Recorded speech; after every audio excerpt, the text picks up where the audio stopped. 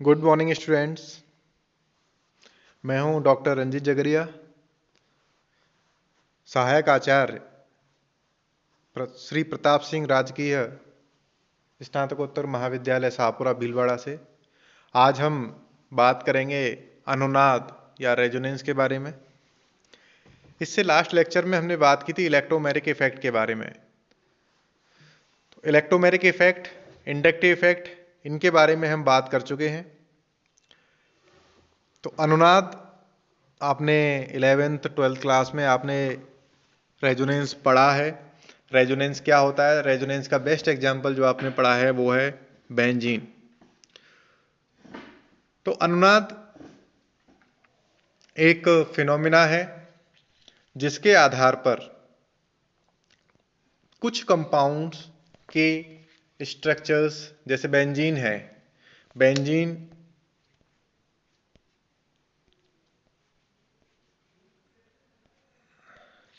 ये स्ट्रक्चर हो सकता है, ये स्ट्रक्चर हो सकता है, दोनों में कोई डिफरेंस नहीं है। लेकिन कोई भी ये दोनों स्ट्रक्चर्स जो हैं वो क्या है, एक दूसरे को संपूर्ण नहीं है, इसके गुणों की व्याख्या नहीं करते। किसी यौगिक के सभी गुणों की व्याख्या किसी भी एक संरचना के द्वारा नहीं कर सकते। तो जब एक से अधिक संरचनाओं के द्वारा किसी कंपाउंड के गुणों की व्याख्या करते हैं तो जो संरचनाएं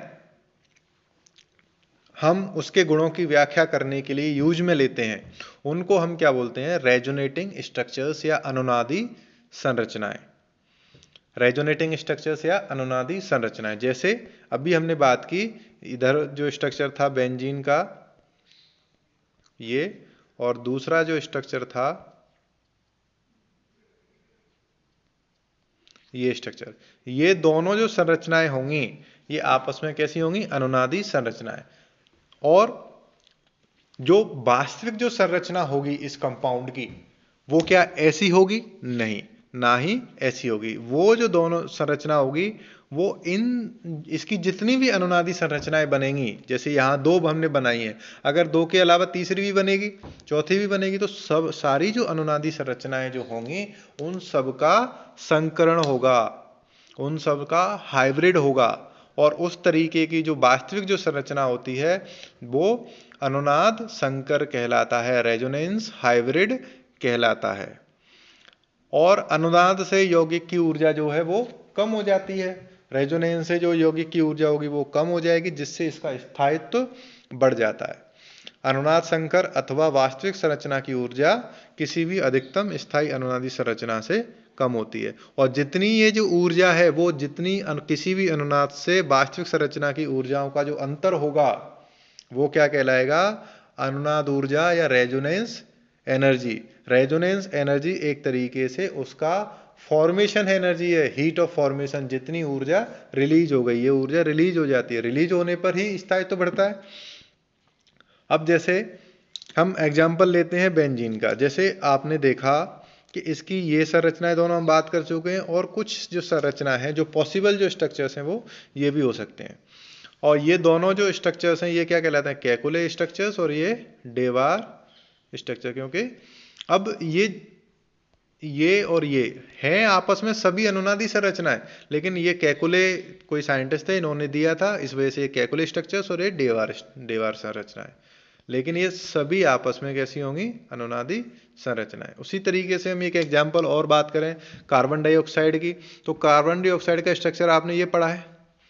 इसके अलावा क्या होगा कि ये इलेक्ट्रॉन्स, ये जो लोन पेयर्स हैं वो इधर आ जाएं, ये डबल बॉन्ड के स्ट्रक्चर से इधर आ जाएं, तो ये नेगेटिव चार्ज इधर आ गया, यहाँ पॉजिटिव चार्ज। इसी तरीके से इसका उल्टा भी हो सकता है। तो एक रेजोनेटिंग स्ट्रक्चर ये और एक रेजोनेटिंग स्ट्रक्चर ये। तो इसके जो सारे जो गुण हैं वो सिर्फ इस स्ट्रक्चर के बेसिस पर एक्सप्लेन नहीं किया जा सकते, ये भी इसकी अनुनादी संरचनाएं होती हैं। इसी तरीके से CO3 2- कार्बोनेट आयन, तो कार्बोनेट आयन के 3 डिफरेंट जो अनुनादी संरचनाएं वो ये हैं। इसी तरीके से आप एलाइलिक कैटायन की स्ट्रक्चर्स देखें तो वो आपके ये मिल जाएंगी। तो ये सभी क्या है? आपस में अनुनादी संरचनाएं। अब अनुनाद के लिए या रेजोनेंस के लिए जो आवश्यक शर्तें हैं या उसकी नेसेसरी कंडीशंस हैं वो क्या क्या हो सकती हैं।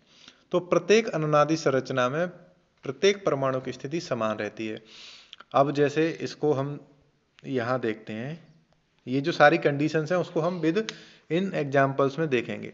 तो इसमें क्या है, परमाणु की जो स्थिति है वो समान रहेगी, जैसे CH2 C और ये आपस में जो इनका जो स्ट्रक्चर होगा वो चेंज नहीं होगा, बॉन्डिंग चेंज नहीं होगी। जो ऑक्सीजन कार्बन से लगी है वो उसी से लगी हुई होगी, उसी से बॉन्ड बना रही होगी, किसी उसका स्ट्रक्चर चेंज नहीं होगा। दूसरा, प्रत्येक अनुनादी संरचना में युग्मित एवं अयुग्मित इलेक्ट्रॉन की संख्या समान रहती है, केवल उनकी स्थिति बदलती है। तो किसी भी अनुनादी संरचना में पेयर्ड और अनपेयर्ड जो इलेक्ट्रॉन्स हैं वो लगभग सेम रहेंगे, नंबर ऑफ पेयर्ड और अनपेयर्ड इलेक्ट्रॉन्स सेम रहेंगे, बस उनकी क्या होगी, स्थिति चेंज हो जाएगी। जैसे पॉजिटिव चार्ज अगर एक है तो वो रहेगा उसके ऊपर। दूसरा, तीसरी जो कंडीशन है वो क्या है, अनुनादी संरचना में निकटस्थ परमाणु पर सजातीय आवेश नहीं होता। जैसे अगर जैसे दोनों कैटाइन, दोनों ये कार्बोनेट आयन की बात करें हम, तो इसमें जो नेगेटिव आयन है वो एक दूसरे के जिससे जुड़े एडजेसेंट जो एटम्स होंगे उनसे नहीं होगा। अब ऑक्सीजन ऑक्सीजन के बीच में कार्बन आ रहा है, लेकिन ऑक्सीजन और कार्बन दोनों के ऊपर नेगेटिव आयन नहीं आएगा। मतलब क्या हो गया, सजातीय आवेश नहीं होगा, सेम आवेश जो है दो एडजेसेंट एटम्स के ऊपर नहीं पाया जाएगा। सभी अनुनादी संरचनाओं की ऊर्जा लगभग समान होती है, इनकी ऊर्जा में अधिक अंतर नहीं होता। ये अपने आप में खुद एक्सप्लेनेटरी है, इसको एक्सप्लेन करने की ऐसी जरूरत नहीं है कि सारी जो अनुनादी संरचनाएं होंगी उनकी ऊर्जा लगभग समान होगी। समान नहीं होगी, ये ध्यान रखना है, समान नहीं होगी, उनकी ऊर्जाओं में भी अंतर होता है। रेजोनेटिंग स्ट्रक्चर्स से होते हैं अनुनादी संरचनाएं जो होती हैं, उनकी ऊर्जाओं में भी अंतर होगा, और उनकी ऊर्जाओं में जितना जो ज़्यादा स्टेबल होगा, जो ज़्यादा स्थायी होगा, उसका उतना ही ज़्यादा कंट्रीब्यूशन भी होता है, अनुनादी संरचना में योगदान भी होता है। किसमें, रेजोनेंस हाइब्रिड जो बनता है, अनुनाद संकर जो बनता है उसमें। आयनिक संरचनाएं ऐसी नहीं होनी चाहिए जिनमें विद्युत धनी परमाणु पर धन आवेश अथवा विद्युत ऋणी परमाणु पर ऋणावेश हो। अब इसका मतलब क्या है, इसका मतलब ये है कि कोई भी जो संरचना होगी उसमें ऐसा नहीं होगा कि इलेक्ट्रोनेगेटिव एटम के ऊपर तो पॉजिटिव चार्ज आ रहा हो और इलेक्ट्रोपॉजिटिव एटम के ऊपर नेगेटिव चार्ज आ रहा हो। इसको एग्जांपल, जैसे फ्लोरीन है, इलेक्ट्रोनेगेटिव एटम है, इसके ऊपर नेगेटिव चार्ज आ सकता है लेकिन इसके ऊपर पॉजिटिव चार्ज नहीं आएगा। ऑक्सीजन है, ये इलेक्ट्रोनेगेटिव एटम है, इसके ऊपर नेगेटिव चार्ज आ सकता है, पॉजिटिव एटम ने पॉजिटिव चार्ज नहीं आएगा। तो ये हमें ध्यान रखना है। अब हम नेक्स्ट जो टॉपिक है उसकी बात करते हैं, कंट्रीब्यूशन ऑफ रेजोनेटिंग स्ट्रक्चर्स। तो रेजोनेटिंग स्ट्रक्चर्स में कंट्रीब्यूशन डिपेंड करता है कि वो कितना ज़्यादा स्टेबल है। जो जितना ज़्यादा स्टेबल होगा उसका कंट्रीब्यूशन उतना ही ज़्यादा होता है। तो इस टॉपिक में जैसे अनुनादी संरचनाओं में सभी परमाणु एक ही तल में उपस्थित होने चाहिए। जैसे अब देखो, ये जो ऑर्बिटल, ये जो इलेक्ट्रॉन्स हैं वो कहाँ से कहाँ जाएंगे, ऑर्बिटल से। तो वो एक ही तल में होंगे तभी तो जाएंगे, जब वो एक प्लेन में होंगे ही नहीं तो वो एक नहीं जाने चाहिए। भिन्न भिन्न जैसे पाई इलेक्ट्रॉन्स हैं ये मूव करते हैं, एकक इलेक्ट्रॉन्स हैं ये गतिशील होते हैं, तो वो सभी एक ही प्लेन में होने चाहिए। अगर प्लेन डिफरेंट हो गया तो वो वहाँ रेजोनेंस उपस्थित नहीं होगा। उन अनुनादी संरचनाओं का अधिक योगदान होता है जिसमें सहसंयोजक बंध अधिक हों। बॉन्ड जितने ज़्यादा होंगे वो उतना ज़्यादा स्टेबल होता है, और उतना ज़्यादा स्टेबल होता है तो उतना ही ज़्यादा कंट्रीब्यूशन भी अनुनादी संकर में होगा। अनुनादी संरचना में समान संख्या के सहसंयोजक बंध, अगर सेम नंबर ऑफ एटम्स अगर उपस्थित होते हैं तो वो अधिक योगदान देते हैं। या जो अनावेशित होते हैं, अनावेशित में जिनके ऊपर चार्ज नहीं होता है, जैसे ये वाला, इसमें कार्बन डाइऑक्साइड है तो ये सबसे ज़्यादा स्टेबल होगा, इनमें क्या चार्ज है।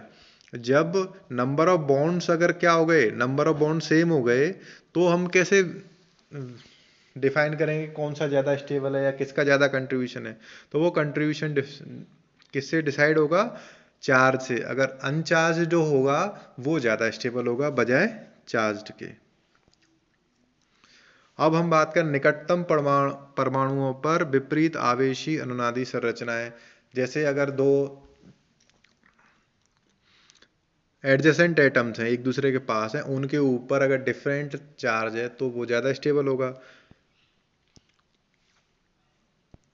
ऐसी संरचनाएं जो लगभग एक दूसरे के समान होती हैं वो ज़्यादा कंट्रीब्यूट करते हैं। कार्बोनेट आयन है उसमें अनुनादी संरचना एक दूसरे के फर्स्ट सेकंड थर्ड ये तीनों जो अनुनादी संरचना है वो लगभग लगभग समान है। लगभग समान होने की वजह से इनका कंट्रीब्यूशन सबसे ज़्यादा होता है। अगर दो भिन्न परमाणुओं के उपस्थित होने पर वह संरचना जिसमें ऋणावेश, जैसे अब ये है कि सारी संरचनाएं सब कुछ सेम है तो कौन सा ज़्यादा स्टेबल होगा। जैसे आपको सेकंड और थर्ड इन दोनों में से आपको क्या देखना है कि कौन सा ज़्यादा स्टेबल है या कौन सा ज़्यादा कंट्रीब्यूट करेगा, तो वो कौन सा होगा। अब जैसे ऑक्सीजन के ऊपर नेगेटिव चार्ज, जैसे हमने बात की थी मोर इलेक्ट्रोनेगेटिव एटम जो है उसके ऊपर नेगेटिव चार्ज होना चाहिए, तो सेकंड वाला क्या हो जाएगा, अधिक महत्वपूर्ण हो जाएगा। क्यों, क्योंकि इसमें ऑक्सीजन के ऊपर नेगेटिव चार्ज है, पॉजिटिव नहीं है। मोर इलेक्ट्रोनेगेटिव एटम के ऊपर नेगेटिव चार्ज आएगा तो वो ज़्यादा स्टेबल होगा। अब जैसे सजातीय चार्ज नहीं होना चाहिए, तो जैसे ये आपका सेवंथ जो है इसमें फर्स्ट और सेकंड जो है उनमें से कौन सा ज़्यादा स्टेबल होगा, फर्स्ट वाला। क्यों, क्योंकि यहाँ पर सजातीय जो दो कार्बन है उनके ऊपर पॉजिटिव चार्ज आ गया है।